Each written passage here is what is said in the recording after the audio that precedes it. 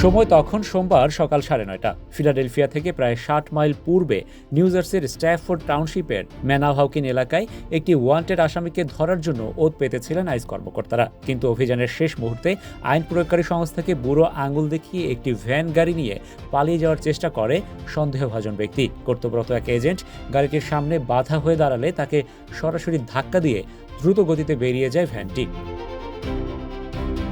ধাক্কা খেয়ে মাটিতে পড়ে যাওয়ার পরও দমে যাননি ওই আইস এজেন্ট। চালককে থামাতে নিজের পিস্তল থেকে ভ্যানটি লক্ষ্য করে মুহুর্মুহু গুলি ছোড়েন তিনি। গুলির আঘাতে ভ্যানটির পেছনের কাচ সম্পূর্ণ ভেঙে গেছে। ঘটনার পরপরই রুট 72 মহাসড়কের দুই দিকের চলাচল সম্পূর্ণ বন্ধ করে দেয় প্রশাসন।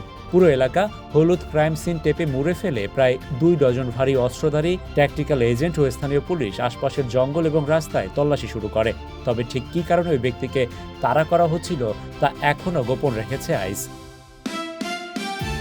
আহত আইস এজেন্টকে দ্রুত হাসপাতালে নেওয়া হয়েছে এবং চিকিৎসকরা জানিয়েছেন তিনি আশঙ্কামুক্ত। তবে এই ঘটনা যুক্তরাষ্ট্রে এক নতুন রাজনৈতিক ও প্রশাসনিক বিতর্কের জন্ম দিয়েছে। সরকারি তথ্য মতে গত 1 বছরে আইস এজেন্টদের উপর গাড়ি নিয়ে হামলার ঘটনা অবিশ্বাস্যভাবে 3200% বেশি বেড়েছে। ফেডারেল কর্মকর্তাদের দাবি, স্যাংচুয়ারি সিটির রাজনীতিকদের উগ্র মন্তব্যের কারণেই অভিবাসন কর্মকর্তাদের উপর এই ধরনের হামলার প্রবণতা আশঙ্কাজনক হারে বাড়ছে। বিশ্বমঞ্চ যখন বিশ্বকাপের নিরাপত্তা নিয়ে আলোচনা চলছে, ঠিক তখনই দেশের ভেতরে মার্কিন এজেন্টের উপর এই হামলার ঘটনা প্রশাসনকে নতুন করে ভাবিয়ে তুলেছে। Rashed Bappi, ATV USA, new York, যুক্তরাষ্ট্র।